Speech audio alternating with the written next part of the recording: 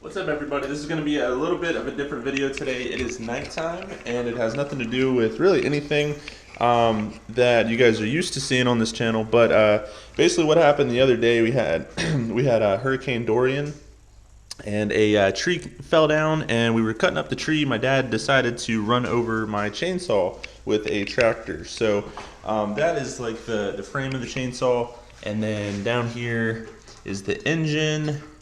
This is the cylinder head, but as you guys can probably see on there, the whole exhaust port cracked off. So that happened, and then the muffler here got dented in, and so I was gonna chuck this thing in the trash, but it's a pretty nice chainsaw. It's an older one, but it doesn't have many hours on it, and yeah, you know, it was in pretty good condition and it cut really well. It was the Farm Boss MS290.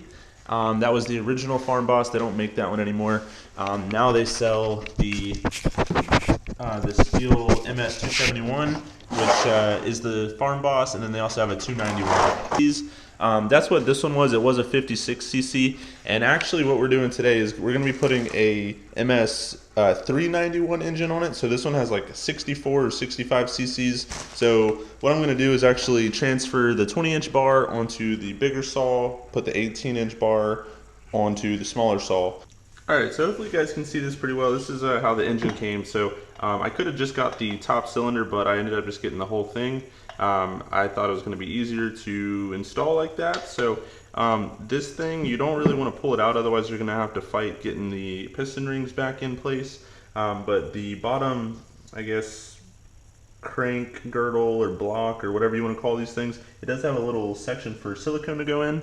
I'm going to be using the Right Stuff gray gasket maker. Alright, so what you're going to do is put all 4 bolts into the bottom once you get the gasket maker on there, and then you'll flip it over.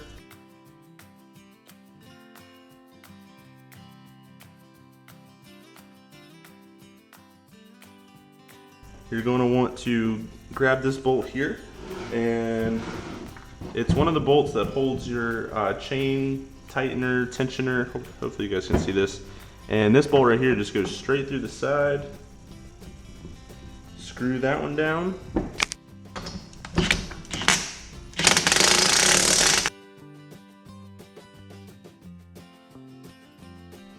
Alright, and then after that, once you got all 5 of the bolts tightened up, you'll get your oil pump right here.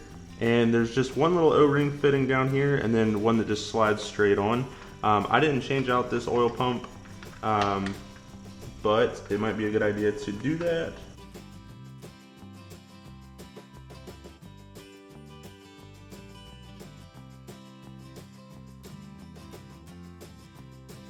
Okay, after you got the 2 oil pump bolts in, what you'll do is put the little oil pump, this deal right here. It's got a little spring thing on it that just slides right over top. That goes first, like so. Okay, and then next you'll put this little washer there, and then this right here is backwards threaded.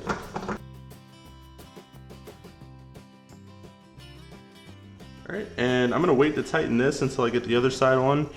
That way, you know, you have something to hold on to so the engine isn't rotating.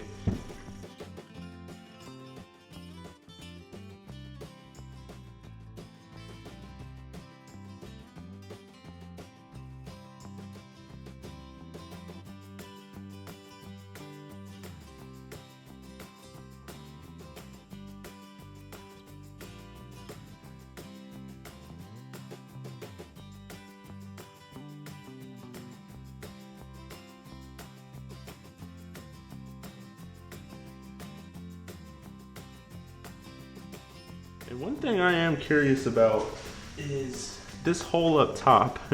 I've been looking at this since I opened it out of the box, but my original cylinder head only has the spark plug hole. It does not have this side hole there. So I'm gonna have to do some research, look at that. I don't know if I just need like a plug, or I've never seen that before in my life. So I know it is a different engine, but I still don't know what that could even be. Alright, next up I'm going to go ahead and install the muffler. They just have these little bolts that you basically slide into the corner, and then they just sit there, and there's a total of 3 of them.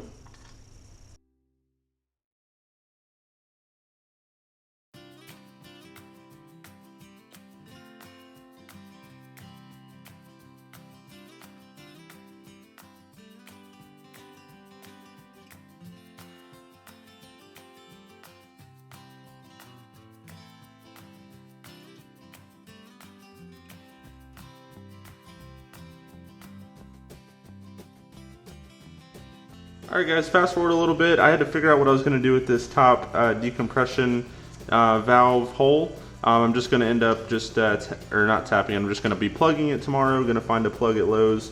I don't think I'm going to need that, but only other thing I did was just put on this handle, put on this cover here just to kind of see where I needed to make this hole.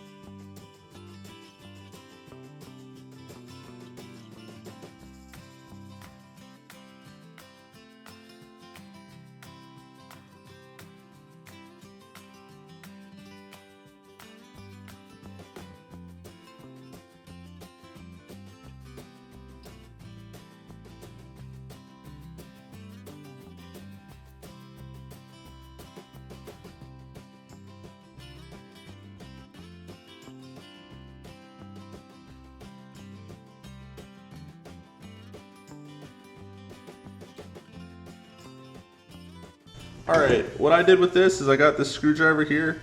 I put it down inside of the spring, put basically all the way through until it hit this, and then I just pulled towards me and pushed it on the saw until I could get it around there. So it was pretty sucky, but it wasn't too bad. Now I just want to make sure that the brake works.